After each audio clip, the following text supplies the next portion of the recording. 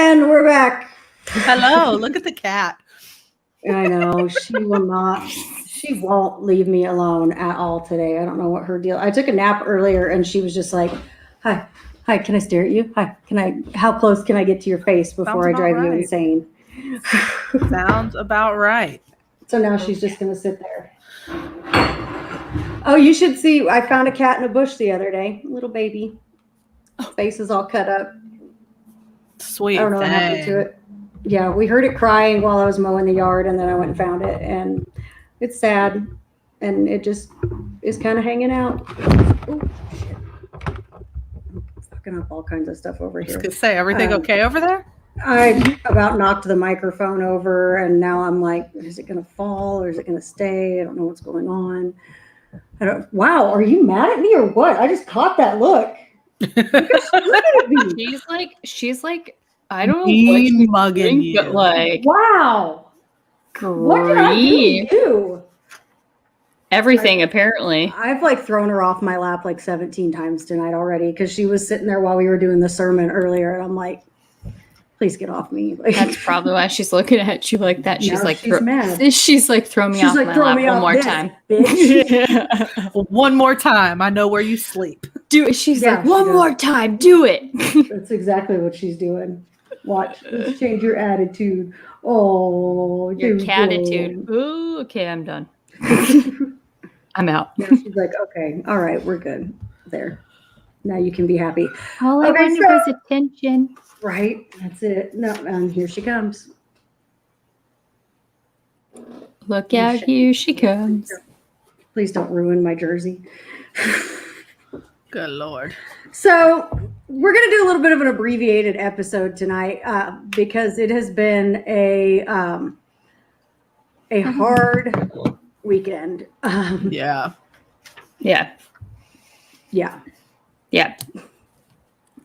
Week.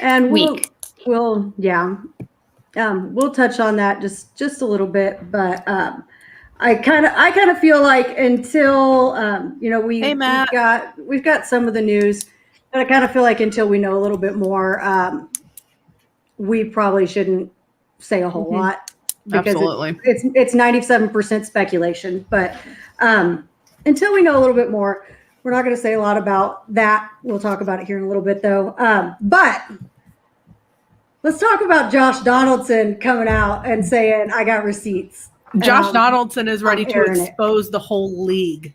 Josh Donaldson is about to go the fuck off on everybody.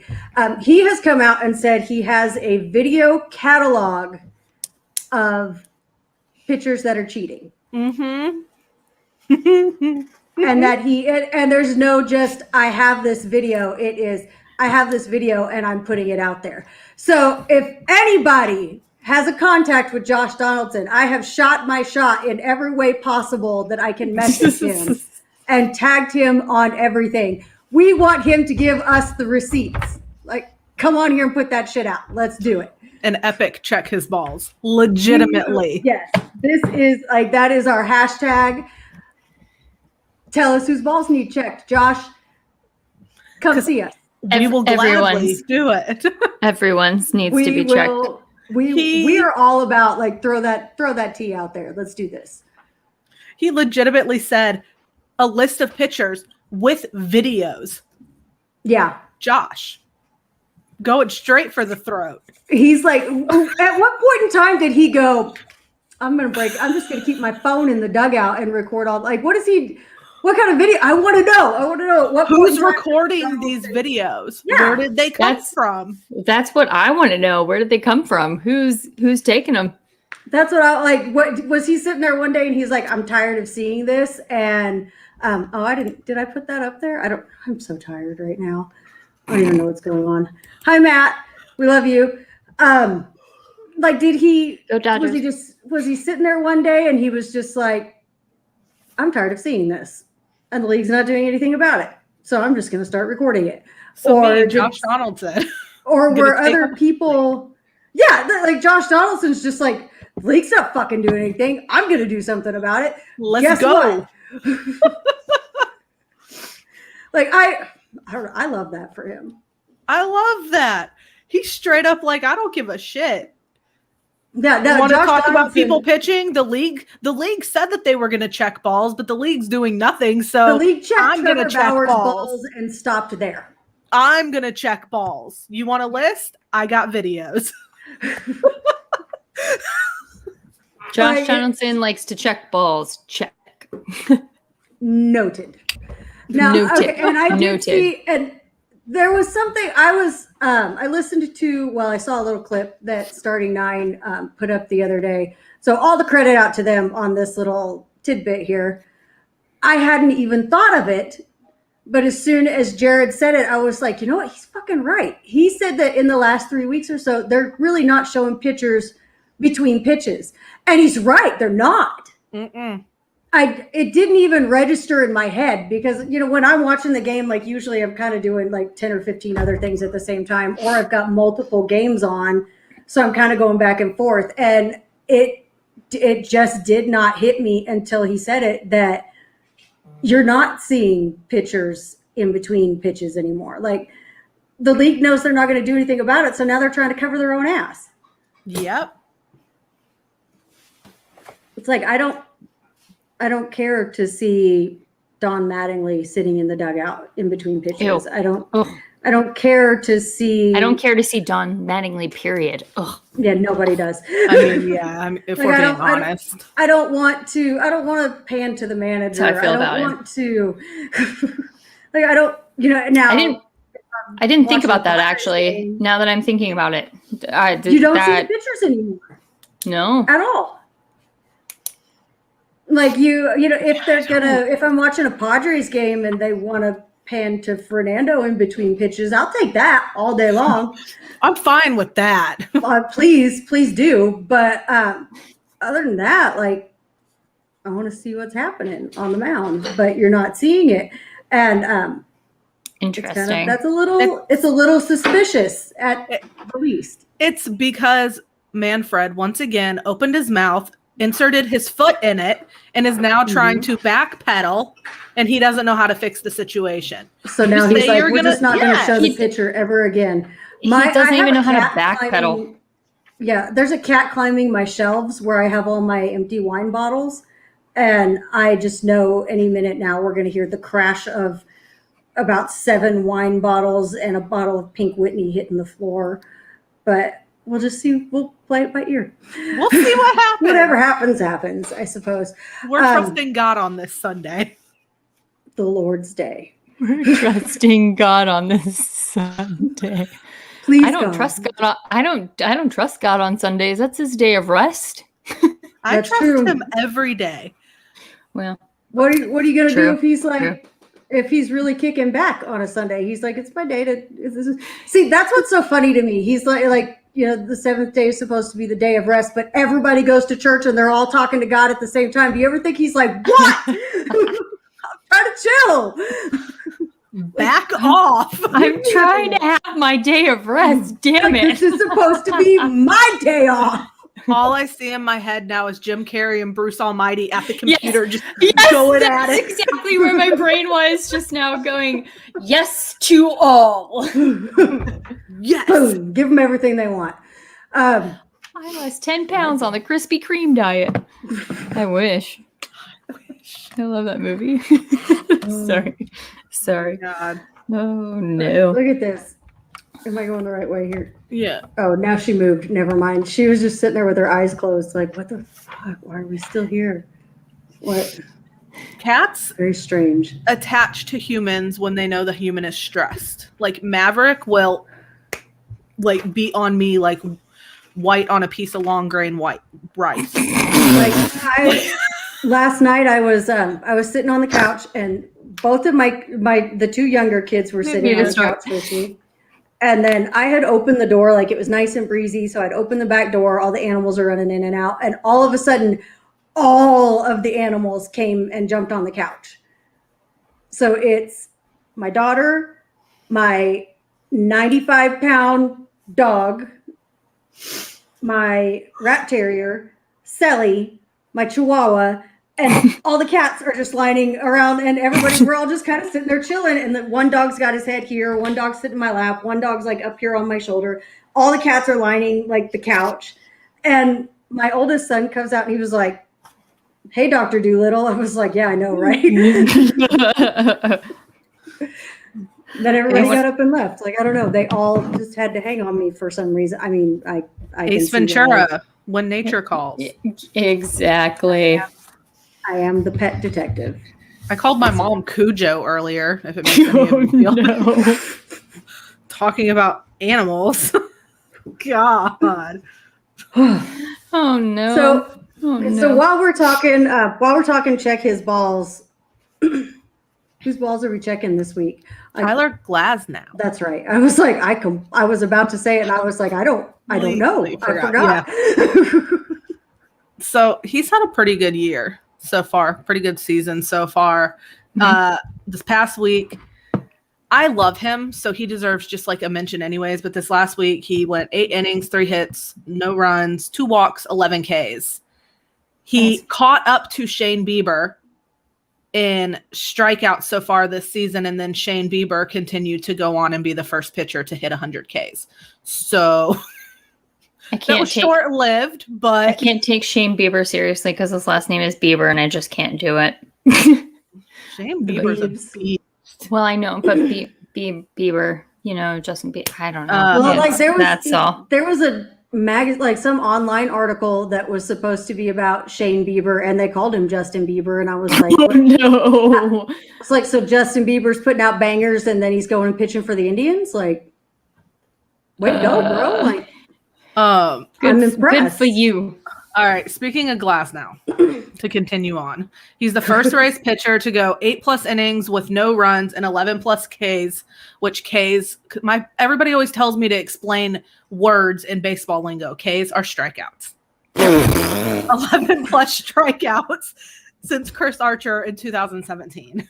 Who doesn't know that? Somebody said they didn't know what Ks were? Okay, so I have people like my dad and some of my other friends that aren't really in on baseball lingo. So they don't know what pine tar is when we talked about it that one episode. And they're like, kind of for people that listen, when you like that aren't fully, that are still trying to get into things and everything, just kind of expand on it. And I always forget that. And then I say Ks and I'm like, Ks means strikeout. Okay. All right. God. Oh, that was my computer that dinged. It told me Memorial Day is tomorrow. Cool. Yes, it is. Great. Awesome. Thank you. Was going to give an honorary mention to Max Fried because we need some good Braves news right now, and we love him.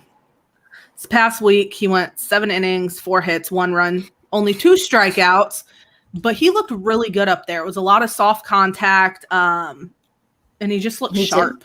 He did look good.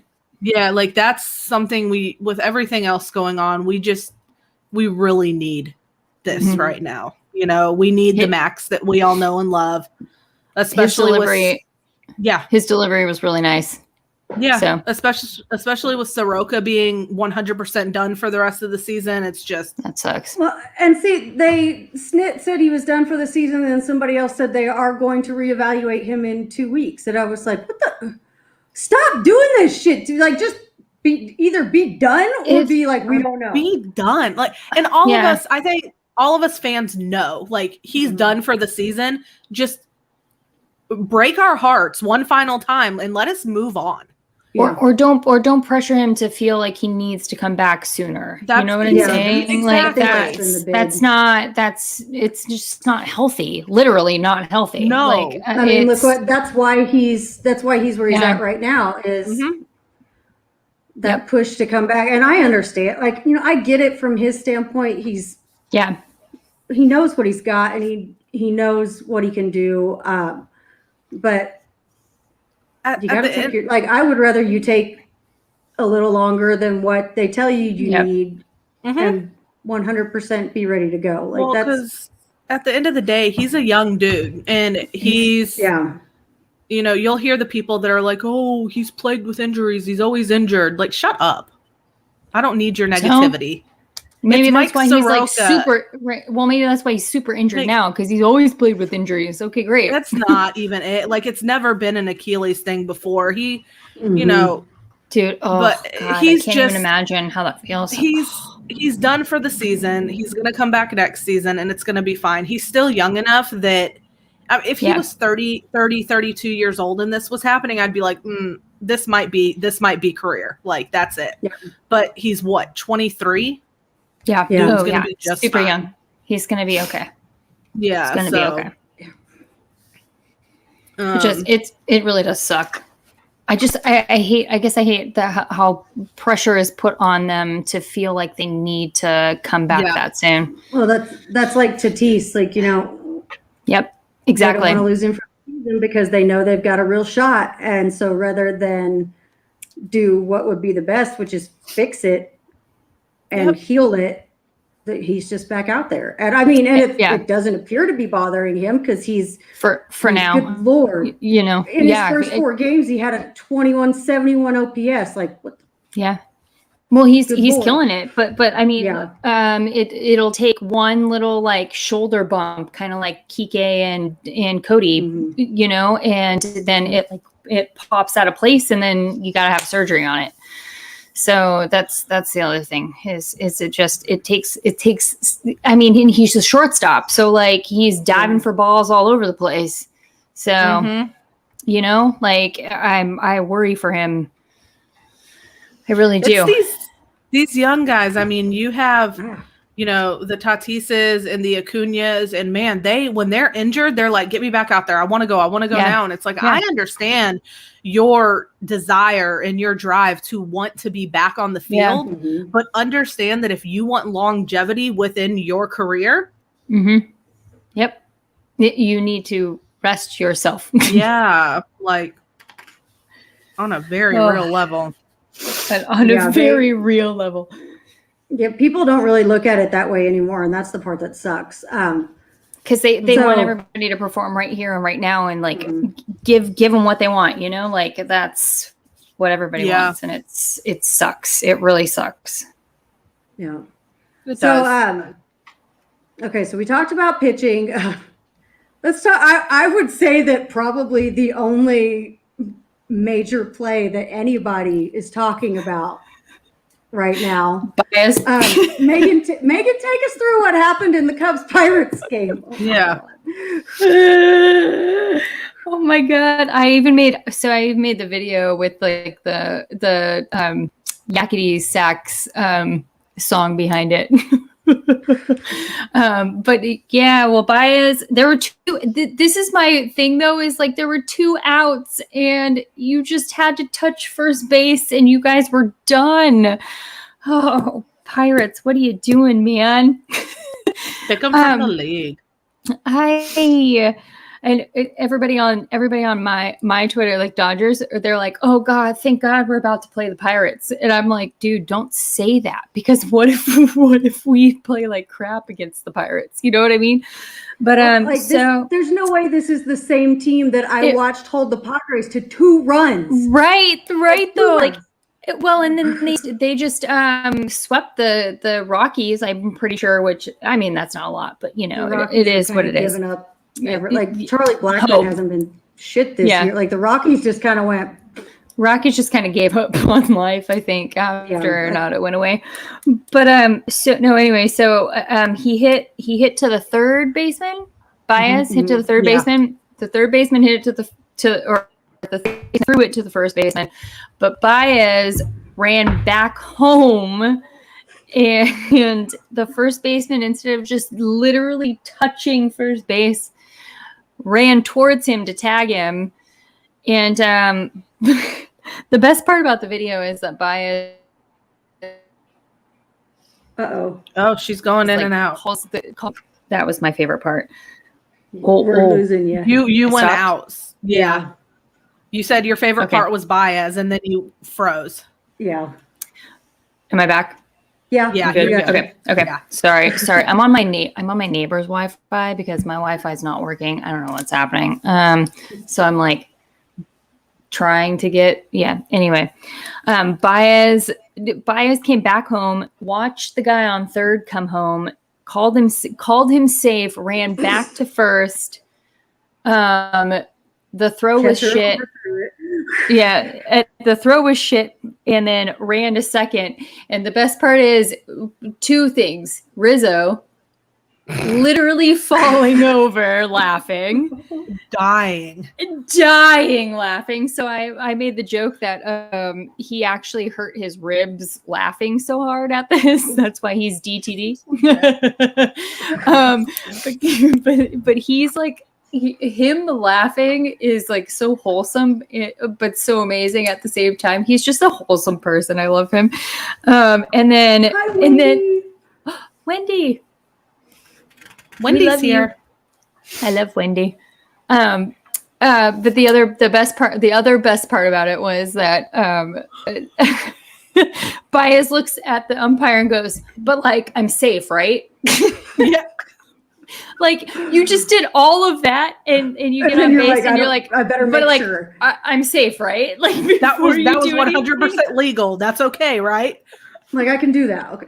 I think it's just, I mean, you never see anybody do that. Like, if the ball, if the play is that obvious, like, okay, ground it out, and the first baseman's got the ball and he's standing this far away from you, 99% of the time, you just kind of stop. Yeah. You never see anybody back away from that guy. So I can kind of see where in his head, he was like, I got to tag him. I'm just going to tag him because he's right here. And then he starts backing up. And I would probably, if I were in that guy's position, I would be like, wait, what the fuck is he doing here? Like, what is going on? Like, I would probably it would derail me completely. I would probably chase him too, just out of that shock that instead of just letting it be over, that he ran backwards. Mm-hmm. And you could see it on his face too. That he was like, excuse me? Like, you can see kind of the way, the way he kind of reached out to tag him, and then Baez jumps back and starts going the other way. He's like, you kind of see him recoil for a second, like, hang on, what's happening here? He said, excuse me, sir, that's the wrong way. Yeah, that's not where you're supposed to be going. Like, that's not how you're this play supposed works. to go to third base. like the Sandlot. And it's just like, my favorite part of the whole thing, like, okay, Rizzo is my favorite part of the whole thing, because when they show him, he's just dying. He's leaning over. He falls over the rail. And like, I love Rizzo. But my favorite part of the whole thing personally is as the run is being scored, Baez is like, safe, and then takes off like he's about to get his ass beat. He's just like, whew, bye. he full on waited at home plate to be like, yeah, like he didn't take off, and then runs off, and you're like he just stood there for a minute. I'm like, what are you doing? Like, go, like, run to first, and then he goes safe, and then he takes off, and I was like, even the umpires, the second base umpire was standing there like, what is this? Is this okay? I said that when I was watching it. I said that when I was watching it. I was like, does this happen? Is this normal? Like, what? I probably watched it 15 times just going, can't they do that? Like, I would love to know his thought process during that whole thing. Oh yeah. Same. What's going? Is it just like a mouse on like a wheel, just going around and around and around, and there's no solid thought? Well, I don't know how you could have a solid thought in that, because maybe at first he's like, oh, let me see if I can jump out of the way, and then he's like, wait a minute, he's going to try to chase me. Let's see, let's see what we can do here. I feel like maybe there was like some of the same, like, how Sarah, how you said like the first baseman got thrown off because like, you won't. Mm-hmm. You never see that. Oh yeah, frozen again. Uh-oh. I mean, at least she's pretty when she freezes. Totally frozen this time. Yep, her internet's about to click out probably. Uh-oh. Oh no. Okay. Megan, if you can hear me, I'm going to pull you down while you're frozen, and we'll pull you back up when I can see you moving again. All right. It's just froze down there. Like I can see her down here off the screen, and she's still just like frozen. But the whole thing, like, it's like I think Baez was like, I'm going to just mess around with him. Didn't think anything. And then he realized he had your back. There we go. Now we got you. Maybe. She's freezing again. Wait. It's cutting out really bad, but you're moving. Oh. You're at least I'm moving. It's like way now? here. You're back, but you're way out of sync. Like go out and come back in. I'm going to pull you down for a minute. Yeah, like click all the way out and come back. I'm sorry, guys. Yeah. No, you're fine. But yeah, it's just like, I think everybody just kind of went, wait, what? Like if I were Baez and you jump back a little bit and you're like, he's just going to go tag first. I know he is. And then he starts coming after you. What, that'd be I would be over there like, wait. And then the runner at third starts coming. So the first baseman's like, okay, I got to get the ball to the catcher. Yeah.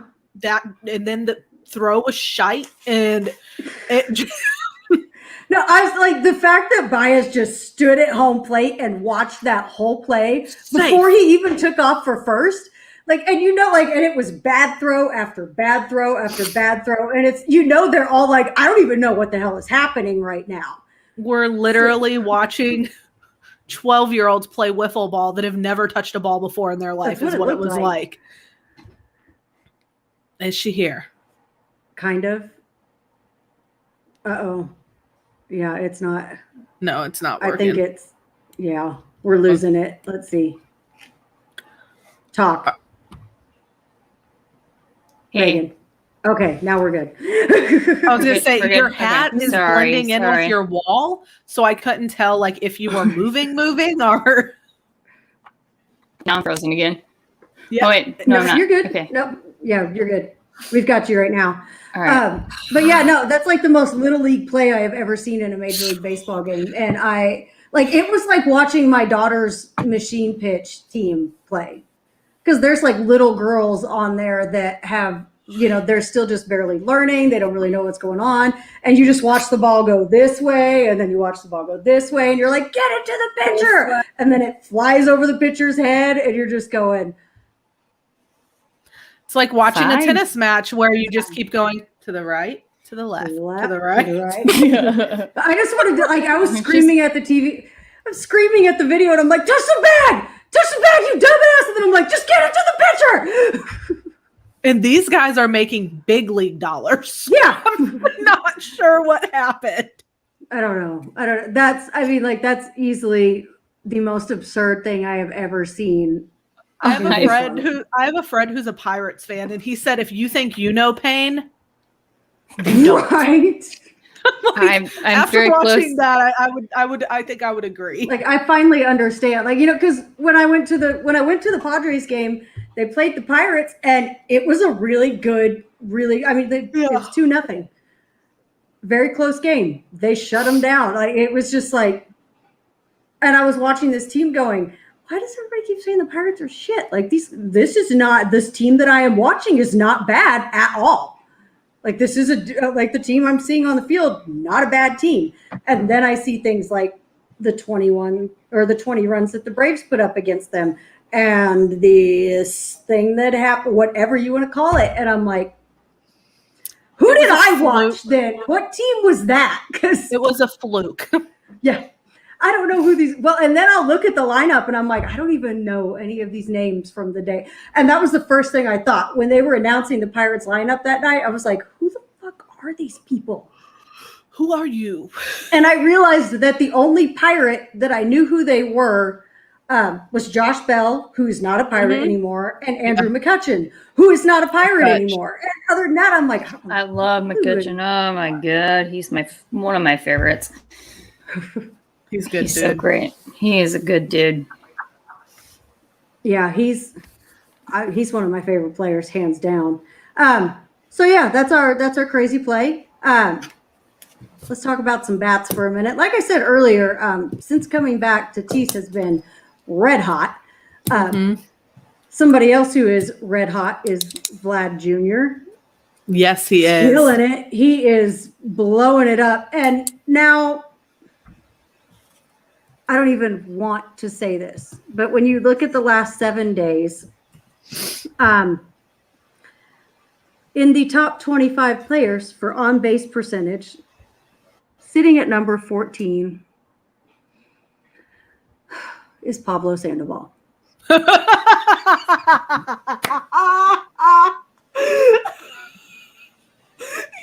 face. I'm sorry. I had to take a breath before I had to take a breath before I could say it, because I was just like, I don't want to. But he's got a 444 on base percentage. I know. The only other Brave that is in the list is Freddie Freeman. Faithful Freddie, man. Pablo Sandoval has the second highest on-base percentage for the Braves in the last 7 days. So, you want to talk about me hating my life? You're just gonna have to accept it. It's gonna be one of these things where you are gonna have to sit down and say kumbaya and burn some sage and drink a little wine and just come to terms with it. I cannot yet. Maybe take an edible. I'm not sure. Just be perfectly fine with it. No, okay, so I did a couple weeks ago. I was hanging out with Alex that does the Sunday sermon, and I had a few edibles, and I still hated Pablo Sandoval. And I let the whole world know, because we were at a bar, and I was like, fuck that guy. I didn't care. Okay, not a single care about it. I hated him. I probably hated him more. I got really angry about it. You are the only person that I know that edibles would make angry. They normally don't. And outside of that, I was fine. But he came up, we're in a bar. There's 4 baseball games on. I look up and there he is. And I was like, fuck that guy. And then everything else that I looked at, I was like, oh, hey, yeah, that's cool. This is great. I love it. This is fantastic. Except the Yankees were playing too. And I was like, ugh. But Yankees fans know real pain right now. Oh God, maybe they're the ones that made you angry. The Yankees. No, I don't think it was the Yankees. It's Pablo Sandoval. It's Pablo Sandoval. But and the Padres game was on too. So anytime I would look over it, I would get mad about something. I would just look back at the Padres game, and I was like, yes, we're okay there. You woo-said. I woo-sobbed because it seemed like every time I looked over, like there was. Somebody posted today that they're tired of the Fernando Tatis content. And I was like, no, I want more. give me more. I want to see every little thing that guy does. Because what the hell was that shit that he did yesterday? He was Gumby. He is Gumby. Trying to get out of the way of that pitch, drops down into the splits like it's nothing, and then just pops right back up. I was like... And not to mention what his leg did. What that little... it's like it spun in a circle and then shot out behind him. It's like it looks like a video game character, but not anything on the show. He was part of the Looney Tunes. He pulled the G-Man Choi at first base. That's what he did. Like he straight up G-Man Choi does that at first. Do you know how like when the Roadrunner's getting ready to take off and his legs start yeah. That's what it looked like. Like it's just like whew. It was like, what is this? It was it was almost like Michael Jackson, you know how like Michael Jackson like leans forward and comes back. Oh, I just you're slow, but we can hear you. Yeah. Why does the background keep going away? I don't know. That's weird. I'm not sure about that. What else was my background keeps no, not you. The podcast background. Yeah. That's a good question. I don't know where it went. What happened there? There it is. That's weird. I didn't even notice it until you were like, no, the background. I was like, like my background. Happened? Did you do that? No, the cat's sitting right here. Maybe the cat did it. I don't know. Blame it on the cat. I'm like, I don't even know what I'm doing. I got so distracted, like talking about this whole Fernando Tatis Jr. is Gumby shit that I don't even know what's going on. Speaking of, he has the third most RBIs in the last week. And yeah, a lot of people hitting home runs right now. Tatis. Everybody's got 3. Hit one today. Yeah. Yeah. And there are no Braves players anywhere in sight on this, which is very unusual because, oh, wait, no, here's the other one. God damn it. Pablo Sandoval. Pablo Sandoval is batting .379, which puts him at 11th in the league for the last week. He's got a higher batting average than Chris Bryant. He's got a higher batting average than he actually has a higher batting average than Fernando Tatis Jr. for the last week. So panda.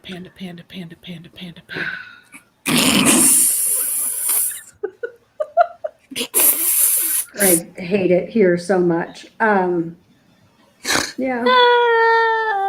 I mean, he's not in the top 25 in OPS, so I'll take that. Yeah, that's all my cat made me hit a button, and that's why the thing, like when I'm trying to move the mouse, she's laying right next to it. So to get to the mouse, I'm hitting the enter button, and that's making our background disappear. So sorry about that, everybody. The irony. Yeah. So like I said, we are doing a shorter episode tonight because it has been a very long, hard week. And, we've covered. Oh, wait. No. Before we get into that. Tip of the week. Oh, yeah. We almost forgot. Tatis again. Oh, blue suit. Did you see the photo? Like, and they made him look like a runway model. Like the way that it was all dark behind him, and there's just that light coming down, and he's got the shades and the mask and that blue. That is a bad man. One of my biggest weaknesses in this whole entire world is a man that wears clothes well. And any woman that hears this knows what I'm saying. Some men just wear clothes well. Like you see a lot of blue suit, players. Like the blue checkered, all that again. He just the blue is always like these guys. Yeah, you see a lot of these dudes, and they have like kind of a like their suit it never fits right, or it's like something's a little baggy, kind of weird, or it might be a really nice suit. They were playing in their dad's closet. Yeah, like it just doesn't fit them the way that it should. Every suit you see that man in is perfect. Yeah, he just wears clothes really well. Painted on him. But even apart from suits, just regular clothing he wears well too. It's just it's one of those things. Some men just wear clothes well. I don't. We're gonna talk about Acuna too in that Hawks jersey because and Acuna's another one that like he always looks very Mookie Betts always looks very well put together. Yes, Ozzy always looks really put together. When you get Ozzy to put a suit on, it's like, hey, damn. You might be my height, but hey, Jock Peterson when he's on his little like scooter going to yes. He posted he posted a picture of his daughter in a Cinderella dress and it was really cute. I'll have to send it to you. Sorry. I melted a little bit. Another one that looks really good in a suit is Chris Bryant wears a suit really well. Chris Bryant wears everything really well. Yeah. And then one that a lot of people will push back with me on, but I personally think that he looks fantastic in a suit is Bryce Harper. I agree with that actually. Bryce Harper wears clothes well. He's got the body for yes. Like the show, like like him and Tatis the man, have like the big broad shoulders, and it just makes it just looks good on them. But like when he had that green Philly Fanatic suit last year, it looked good. Yeah, Megan's frozen again. Okay, if you can hear me, I'm pulling you down for a minute because you don't want everybody to see you like that. No. But yeah, Max wears clothes well too. Max, okay, when you sent me that picture of Max in the gray and white striped shirt, Jack has the same shirt. Okay, but see, that's what I love about it. Like he's very little kiddish, but he's very just California. Yeah. Cool. That's the dumbest way to like describe it, but it's very West Coast, the way that he dresses. Hi. Hello. Welcome back. Welcome back. But yeah, it's, there's a lot of guys that look a little awkward. Oh, now we can't hear you. Oh, we lied. Unmute yourself. You muted yourself. You have to unmute it. I can't do it for you. Normally I can unmute you, but I can't this time. Did your headphones come unplugged?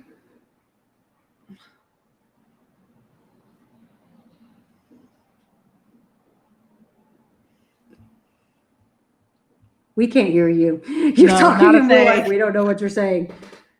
What else were we going to talk about?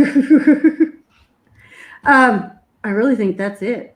We're going to kind of touch on the thing we don't want to talk about, but I want to touch on Mickey Callaway quick. Oh yeah. Mickey Callaway. Oh yeah, he got banned. No, he hasn't been banned. Well, Last I saw, he's suspended. Through at least 2022. They were. Some people are calling it a suspension, and others are like he's been banned from baseball until 2022. Yeah. Can you hear me? That's not. By the way. Yeah. I can hear you. Okay. Now we got you. I don't know what's happening. It wouldn't let me unmute. I don't know what's going on. That's okay. We're just about done. We need to broach the topic we don't want to talk about. But yeah, I think, it's okay. Here's the one thing that bugs me about the Mickey Callaway situation. Copy is banned for life for being a little shady with the international players. Like, okay, he did some shady shit with the international players, and he was kind of an asshole about cooperating with it, so he's banned for life. But we're going to let Mickey Callaway back in after a couple of years, possibly? I don't. And this is Women in Baseball Day, so, like, soapbox, here we come. How the fuck are you going to let him back in knowing how many women he's done this to? Well, and the thing is nobody's going to give him a job. I won't mention names or anything, but I know somebody that knows him, and this is not. It's not new. This is not surprising behavior in the slightest. So, you're going to let the guy back in. Hopefully, nobody's dumb enough to give him a job, but I don't know. I don't see where that. But I mean, you've got the thing that's most heartbreaking about all of this, and I'm going to say this, and this might not be a perspective anybody else takes on it, is he is married with two little girls. Mm-hmm. The one person out of all of this, are the two people that I am just heartbroken for, are his daughters. His kids. Because they might not understand what's going on right now, but they will someday. They will, and they're going to get teased at school because of it.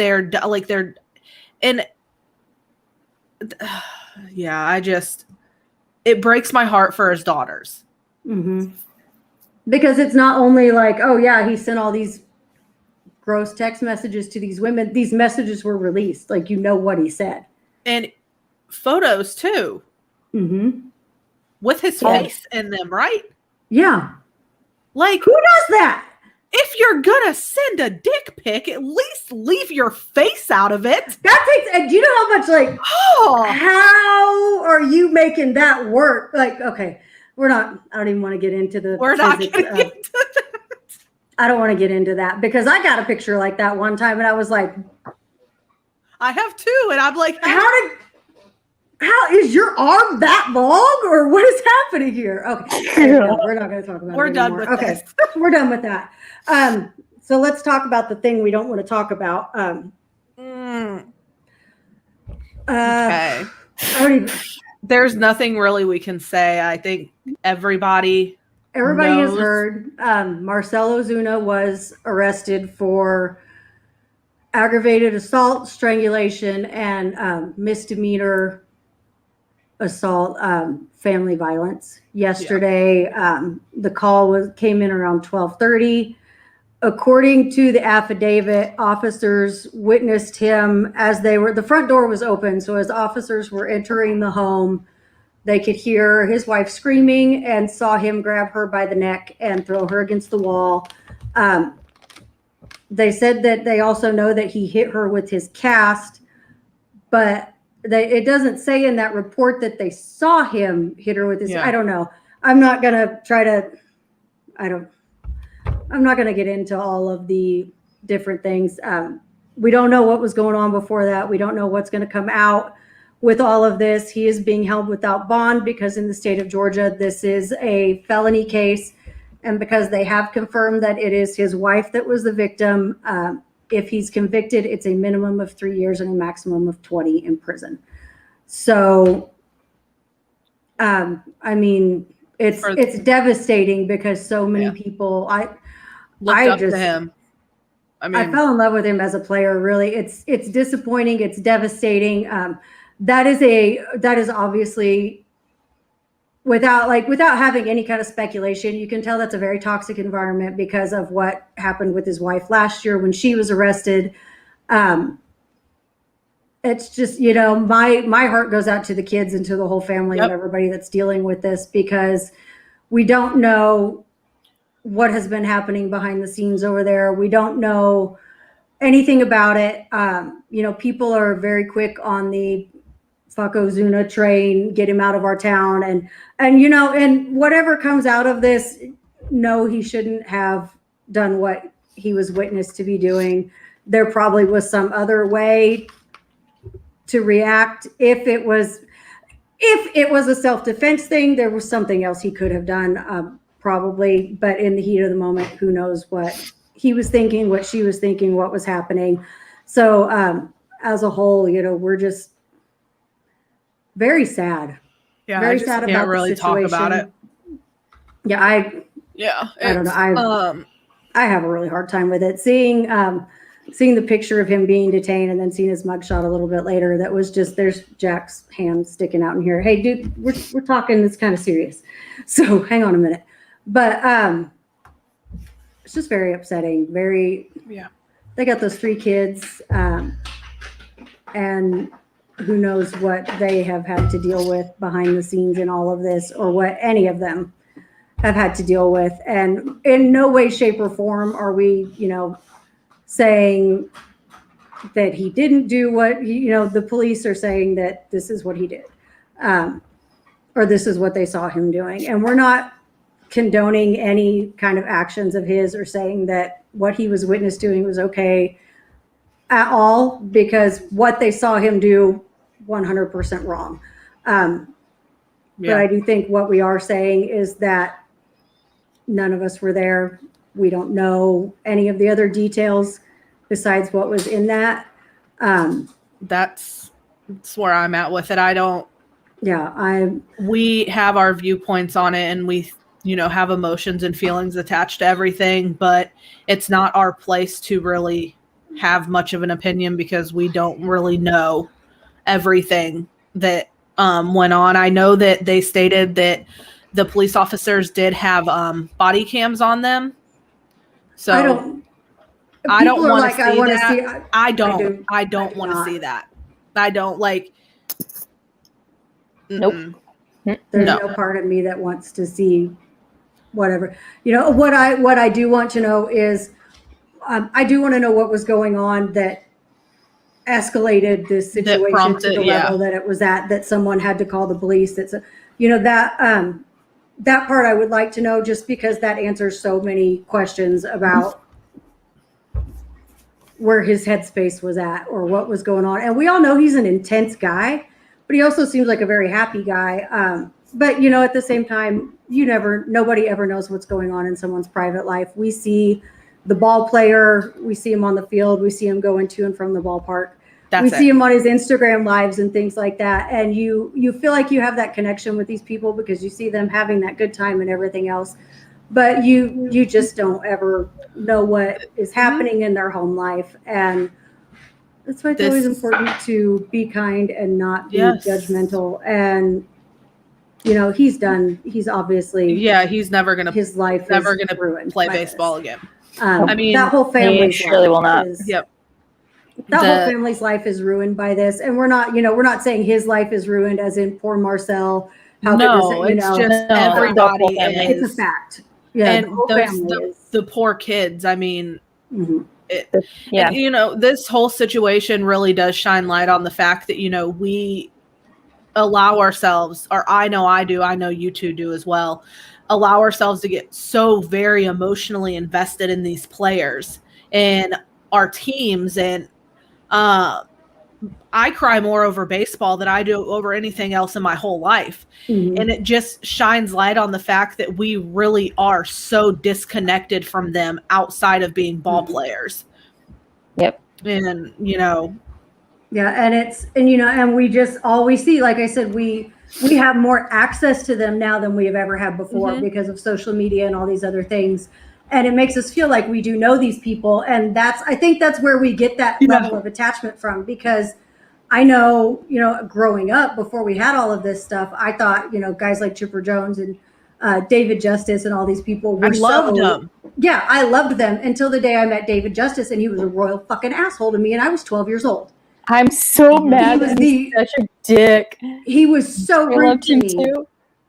Because I'm a 12-year-old kid, and this is my favorite baseball player, and I'm like, I can't hardly get any words out. And he was like, if you can't ask, I'm not signing anything, and walked away from me and left me as a 12-year-old kid bawling my eyes out.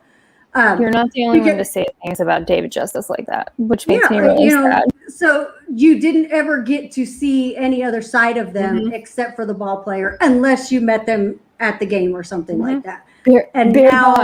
Dick. Yeah. Now you're seeing their kids. You see what they're doing. They do their Instagram lives, and they're bringing all their buddies in, and you kind of feel like you have that connection with them. Exactly. It makes you feel like they're your friend. And at the same time, they have this whole other world that you never see. And so it's not like, the people that are angry about this, your feelings about it are not invalid. Just like the people that are like us, that are very sad and keep thinking something about this just doesn't feel right. That's not an invalid feeling either, because because of how much we do see, and it makes us feel like we know everything that's going on, but we don't. No. And so on that end of things, nobody's feelings are invalid about this. The people that are fighting about it online, like, oh shit, what did I do there? Sorry, Megan. I don't know what happened. You just people that are fighting online, I hit the space bar and Megan disappeared. I was like, what the hell happened here? The people that are fighting online, for all of you, and some of the jokes that I have seen about this. Oh, I have not seen They're fucking awful. Yeah, the fuck up. Like, this is not, this is a family. This is people's lives. There's nothing funny about what happened. Like, say it, like posting the bobblehead and saying, oh, can we get it in an orange jumpsuit now? Go fuck yourself. Meet me at Truist Park at the end of July and I will actually lay your ass flat out. Someone said that they wanted a bobblehead? Yeah, like, because they canceled, and everything has been pulled. There is no, they had the Marcelo Zuna, the selfie bobblehead that was supposed to be given out at the ballpark, and that's been canceled. And so somebody posted the picture of it and said, "Can we get it in an orange jumpsuit?" You can. Wasn't there just a video too about a kid who was doing the selfie, like running around the bases? Like that's that was Freddie Freeman's kid. Yeah, there was Charlie Freeman. Oh yes, exactly. Oh, God, that hurts me. It hurts me. That's what makes me so sick. There are, everybody that's trying to turn it into a joke. This is a family that has been like this. She cannot go in there and say, "Don't press charges on him. I forgive him. I want him to come home." She has no say in this. Nope. No. It is 100% out of her hands at this point. So if he goes to prison over this, she has zero say in it. This is all up to the state of Georgia at this point in time. Yep. So this is a family that it does not matter what the outcome of this is. Their lives will never be the same, because there goes $65 million that they were supposed to have. And yes, it was a stupid, stupid choice. But like I said, nobody knows what was happening there. We don't know what goes on behind closed doors in their house. And if you're making jokes about a family whose lives are forever going to be different, you're a shitty fucking person. And I'm just going to go ahead and say that.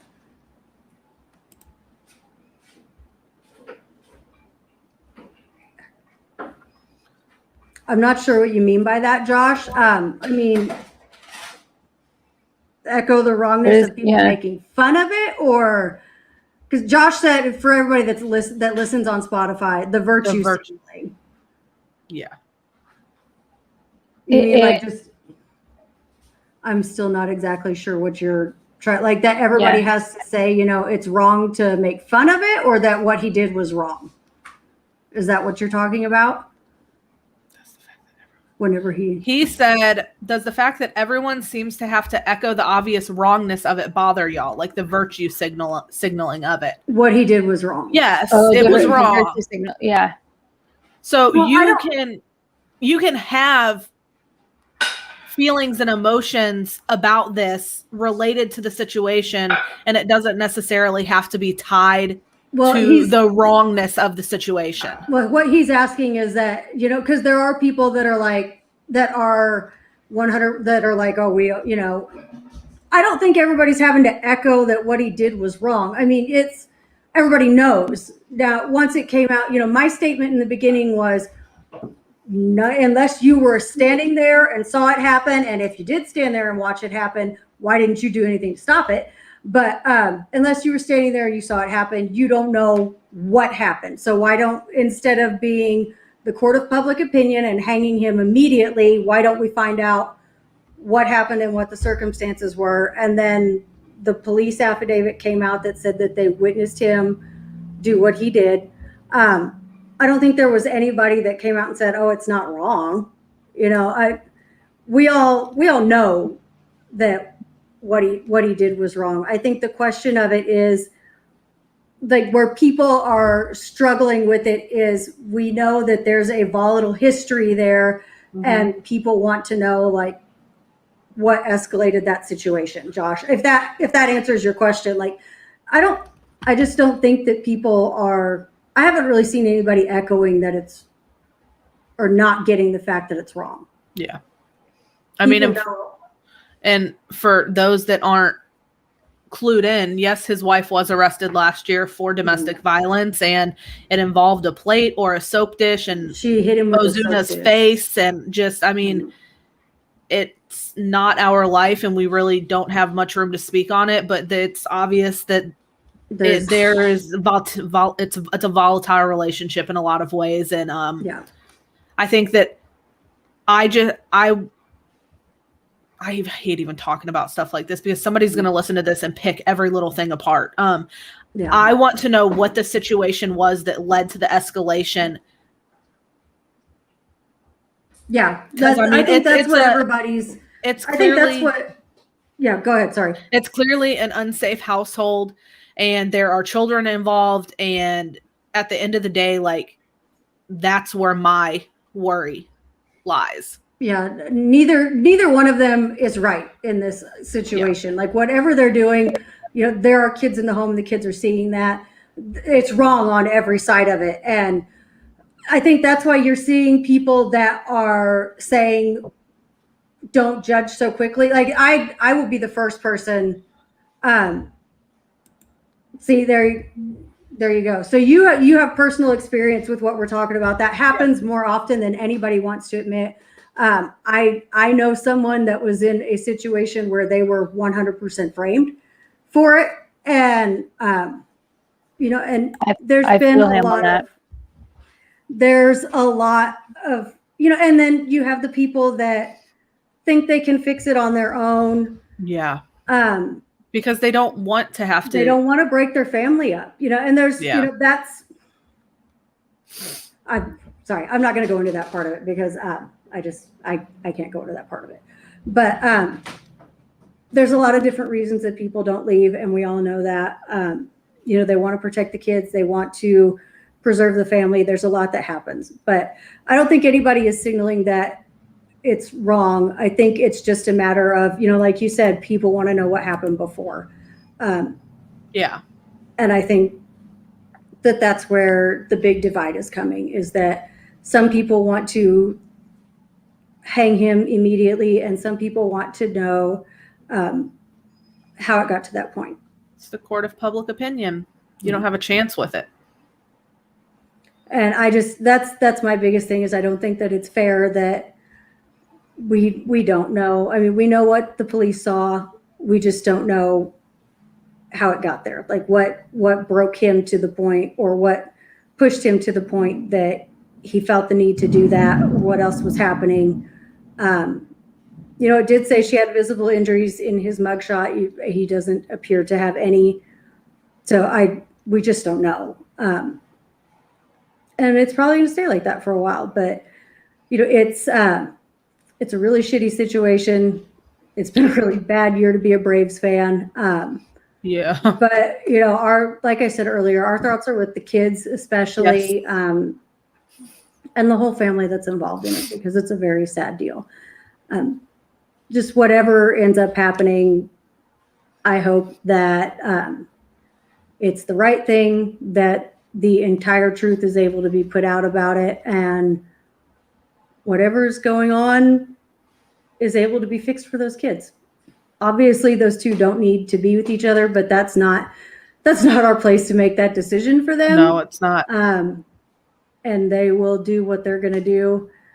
Just best thoughts to the kids. So, I mean, that's really all that we can do. Yeah, that's pretty now much that it. Yeah. Okay, so we're going to end on that note, guys. Sorry, I know the last part of this show has gotten very, very serious, but we did feel like we needed to say something, even if it's only to say, please be patient with the judicial process and see what comes out. Yes. Thank you, Thank you, Joshua. Josh. We appreciate that. We're going to call it a night, and we will see you all next week. Love you guys.